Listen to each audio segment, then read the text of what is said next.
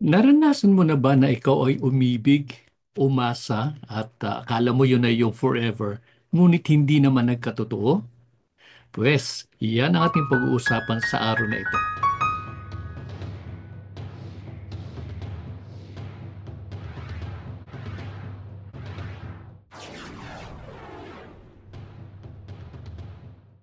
Ang ating mga talatang pag-aaralan sa araw na ito ay hango mula sa Galatians chapter 1, verses 3 to 5. Let me read. Grace to you and peace from God the Father and our Lord Jesus Christ, who gave himself for our sins so that he might rescue us from this present evil age, according to the will of our God and Father, to whom be the glory forevermore.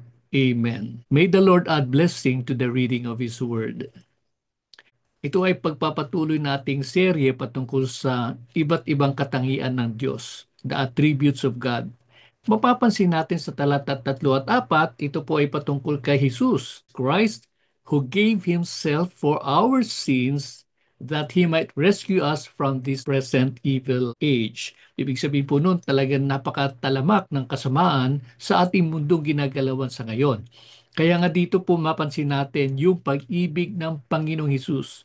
Kung inyong malaala, sa John 3:16 nakasaad, For God so loved the world that He gave His only begotten Son, that whoever believes in Him shall not perish but have eternal life. Ibig sabihin po nun, makikita po natin na ang Panginoong Ama, ang Diyos na Ama, ang nagkaloob ng kanyang bugtong na anak.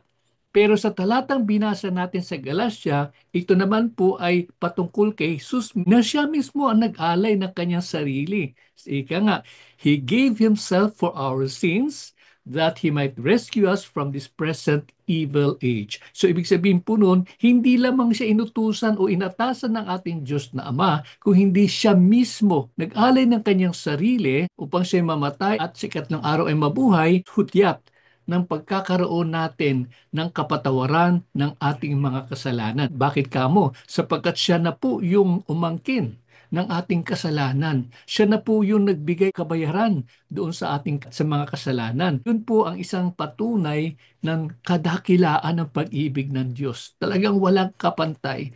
Kahit na anong mangyari, ang pag-ibig na yan ay mananatili sapagkat siya ang Diyos na nangako. Ang sabi po niya, no one can take you away from the palm of my hand. Ibig sabihin po nun talagang maaasahan po natin. Kung kayo mainiwanan ng mga tao na akala ninyo kayo mamahalin, huwag kayong mag-alala sapagkat mayroon po tayong Diyos na hindi tayo iiwanan. Kahit ano mangyari, mamahalin at mamahalin tayo sapagkat tayo ay kanyang pinili at inangking kanya, kabahagi ng kanyang pamilya. Kaya tayo patuloy na magpupuri at magpapasalamat sa Diyos. Ngayon, dahil sa pag-ibig na ito, ano naman ang ating dapat gawin? Nararapat lamang na ang pag-ibig na yaan ay ating pong ibahagi sa ating kapwa. Kaya sundin din po natin yung kautusan ng ating Panginoon na mahalin natin ang ating kapwa. Hindi na po natin mamahalin yung nagmamahal sa atin, subalit higit sa lahat, kahit na po yung mga taong galit sa atin, ika nga ng salita ng Panginoon, mahalin din po natin sila. Yan po ang dahilan kung bakit naparito po ang Panginoon para tayo ay bigyan ng kaligtasan. Hari nawa, sa pamamagitan ng ating pagpapakita ng pagmamahal sa ating kapwa, ito po ay maging daan upang sila rin mismo ay magkakaroon ng personal na relasyon sa ating Panginoon Diyos. Tayo'y manalangin. Dakilang Panginoon, kami po ay patuloy na nagpupuri at nagpapasalamat sa inyo, Amang Banal, at muli mo kami pinalalahanan ng iyong kadakilaan. Higit sa lahat, Panginoon, na iyong pag-ibig na tunay nga po na walang kapantay.